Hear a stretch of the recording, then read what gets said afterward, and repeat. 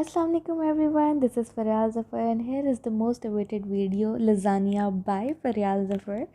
So آپ میری recipe کو فالو کریں, پسند آئے تو لائک کریں, کامنٹ کریں اور مجھے لازمی بتائیں. بہت سارے لوگ مجھے آلریڈی ان باکس کر چکے ہیں, پلیز لازانیہ کی ریسیپی اپلوڈ کر دیں اور مجھے اس کو ایڈٹ کرنے میں بہت ٹائم لگا ہے.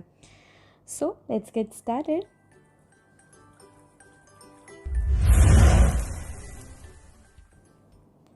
سب سے پہلے ہم اپنا چکن کا قیمہ ریڈی کر لیتے ہیں. چکن کا قیمہ ریڈی کرنے کے لیے ہمیں چاہیے 4 سے 5 ٹیبل سپون آئل اور اس میں ہم ایڈ کر لیں گے لہسن.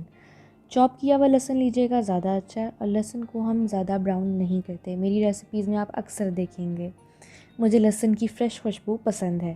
اس میں ہم چاپ انین ایڈ کر دیں گے. پیاز کو بھی میں بہت زیادہ براؤن نہیں کرتی ہوں. فائنلی چاپ انین اچھے سے پینٹ کرنے کے بعد ہم اس میں اپنا چکن کا قیمہ ایڈ کر دیں گے. چکن کا قیمہ میں نے گھر میں بنایا ہے. ایک پورے برش پیس کو چاپر میں ڈالا اور اس کو اچھے سے چلا دیا. چکن کو ہلکا سا جیسے ہی کلر چینج ہو اس میں ہم اپنے ٹماٹر ایڈ کر دیں گے چاپ کیے ہوئے, اور اس کے ساتھ ہی ہم اپنی شملہ مرچ ایڈ کر دیں گے.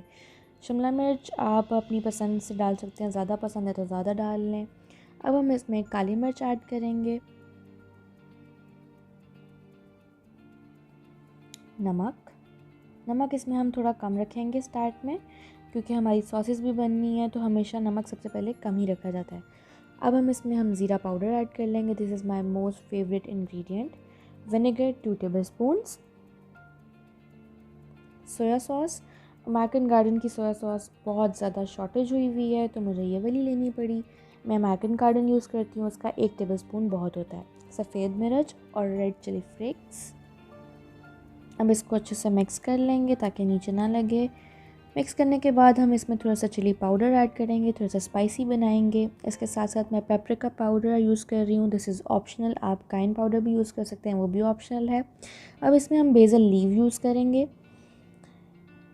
ہم اپنی ساسز میں اور چکن میں اٹیلین ہربس کو مکس کریں گے ڈیوائڈ کر کے.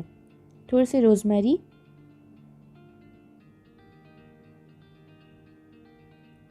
Tomato ketchup 3 to 4 table سپونس. آپ کو تھوڑا سا زیادہ سوسی رکھنا ہے تو آپ زیادہ بھی ڈال سکتے ہیں. مجھے تھوڑا ڈرائی پسند ہے اور میں کیونکہ اس کو بیک بہت زیادہ نہیں کروں گی, گھر میں بن رہا ہے تو میں اس کو بھی ڈرائی رکھوں گی اور میری ساسز بھی تھک ہوں گی. اب اس کو اچھے سے ہم بھون لیں گے. پانی کی ضرورت پڑے تو ایک چھینٹا دے دیں, اور اچھے سے بھوننے کے بعد اب اس میں ہم ریڈ ہاٹ ساس ایڈ کر دیں گے. یہاں پہ میں ہاٹ ساس ڈپٹ کی یوز کر رہی ہوں, آج کل کی کرنٹ فیوریٹ ساس ہے میری. اس ساس کو ہم زیادہ نہیں پکائیں گے, بس ہلکا سا مکس کریں گے, چولہا بند کر دیں گے. چلیں جی, اب ہم بناتے ہیں اپنی وائٹ ساس, جس کو دوسرے لفظوں میں الفریڈو کہا جاتا ہے.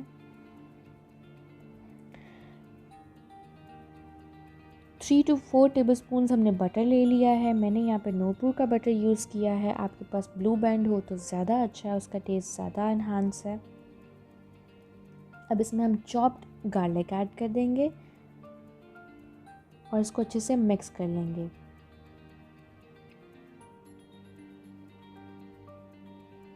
سیم گارلک کو براؤن نہیں کرنا ہے, جسٹ اروما نکلنے کا ویٹ کرنا ہے. جیسے ہی گارلک کا اروما نکلنا شروع ہو جائے, ہاف کپ میں اس میں دودھ ایڈ کر رہی ہوں. جو بھی دودھ آپ یوز کرتے ہیں گھر میں وہ ایڈ کر لیں.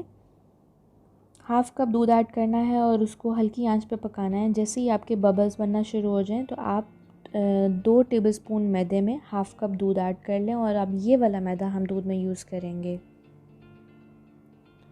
اکثر لوگ بٹر کو اور گارلک کو فرائی کرنے کے بعد میدا یوز کرتے ہیں, اس میں لمس بن جاتے ہیں اور تھکنس نہیں آتی. میں ہمیشہ دودھ میں مکس کرتی ہوں.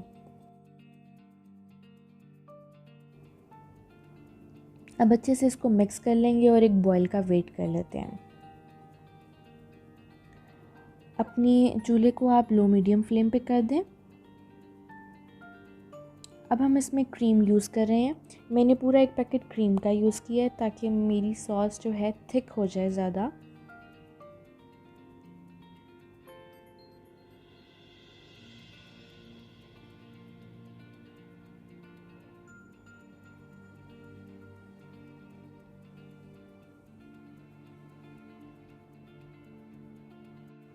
کریم کو اچھے سے آپ مکس کر لیں اور آپ کو اپنی سوس تھوڑی تھوڑی ہیوی فیل ہونا شروع ہو جائے گی، سائڈ سے آپ کو پتہ چل جائے گا۔ اس ٹائم پر آ کر آپ کا میدا بھی پکنا شروع ہو جائے گا اور کریم بھی۔ اب ہم اس میں ریڈ چلی فلیکس ایڈ کریں گے۔ الفریڈو میں میرا فیوریٹ انگریڈینٹ تھائم اور چلی فلیکس ہیں۔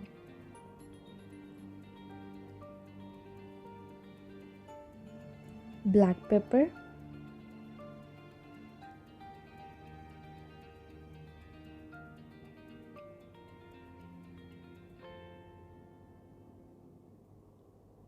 وائٹ پیپر،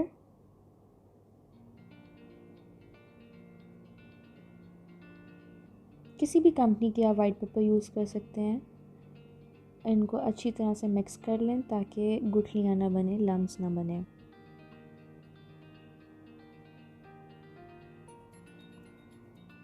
اب ہم اس میں اپنے ہربز ایڈ کریں گے۔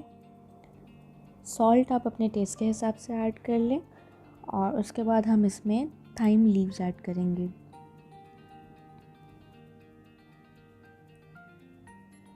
اس کو اچھی طرح سے مکس کر لیں اور ایک بوائل کا ویٹ کر لیں۔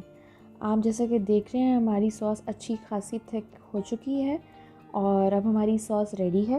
اس سے زیادہ تھک ہے تو آپ لزانیہ میں یوز کر رہے ہیں، یہ والی سوس آپ اپنے اسٹیکس کے ساتھ بھی یوز کر سکتے ہیں، اپنے میکرونیز کے ساتھ بھی یوز کر سکتے ہیں، پاستا کے ساتھ بھی یوز کر سکتے ہیں۔ سو مائی الفریڈو سوس از ریڈی۔ اب ہم اپنی ریڈ سوس بناتے ہیں۔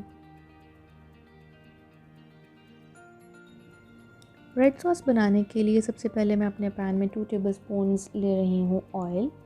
آئل کے بعد ہم اس میں لے رہے ہیں چاپڈ گارلک،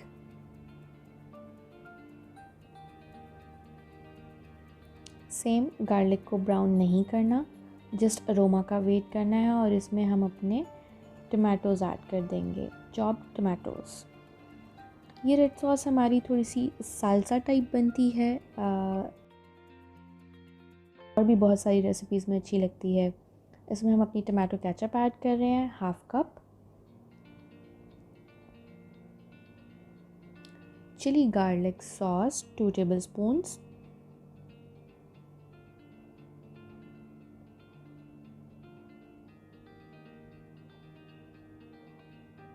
اب اس کو ہم اچھے سے پکا لیں گے۔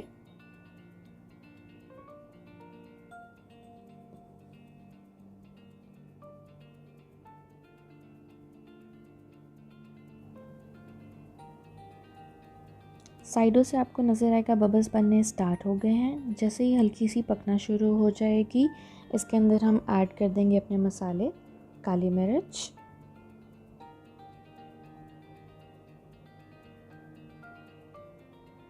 سالٹ،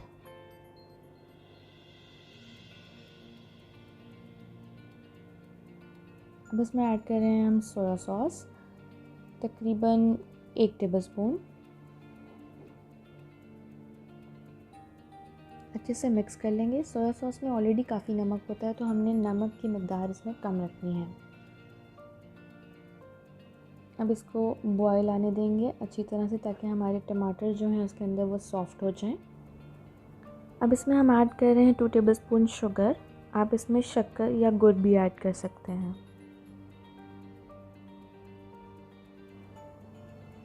مکس کرنے کے بعد ہم ایڈ کر رہے ہیں چکن پاؤڈر کا پورا ساشے۔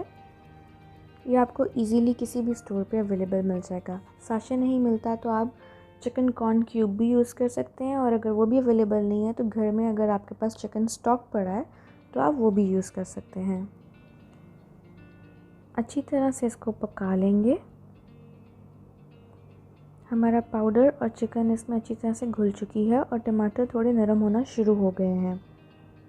ایڈ کریں گے 1/2 T spoon red paper and 1/2 teaspoon paprika powder. Paprika powder and cayenne powder is optional. Easily آپ کو ہر اسٹور پہ آج کل یہ اویلیبل مل جائے گا۔ اب ہم اس میں ڈالیں گے اوریگانو،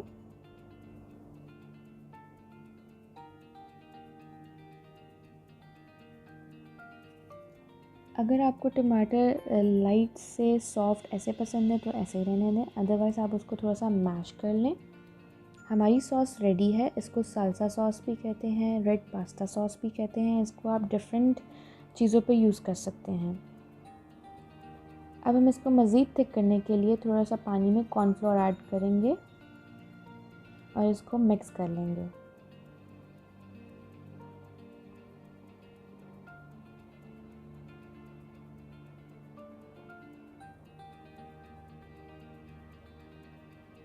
آپ دیکھ سکتے ہیں ہماری سوس کتنی تھک ہو گئی ہے. اب ہم اسمبلنگ کی طرف آتے ہیں. لزانیہ شیٹس ہم نے پہلے سے بوائل کر لی تھیں. اپنی شیٹس سوس اور چکن اور چیز کی اسمبلنگ کریں گے.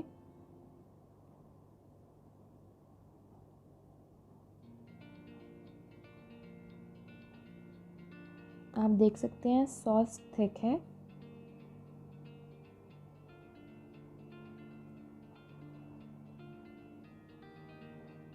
فرسٹ لیئر پہ ہم سوس اور چیز رہنے دیں گے تاکہ اس کی تھکنس اچھے سے میلٹ ہو جائے چیز کے ساتھ.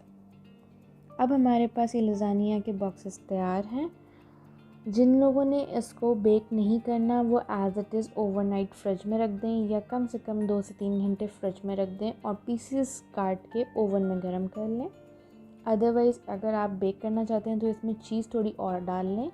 اور اگر کسی کے پاس بیکنگ اوون نہیں ہے تو وہ اپنے گھر میں اس طرح سے بیک کر سکتا ہے. کسی بھی ایک دیگچی میں آٹا, پتھر یا نمک ڈال کے اس طرح سے دیگچی کو پری ہیٹ کر لیں.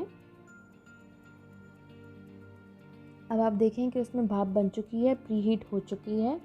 اب آپ اپنا لزانیہ کا ایک باکس اس میں رکھ دیں تقریباً 10 سے 15 منٹ کے لیے تاکہ آپ کی چیز اوپر سے میلٹ ہو جائے.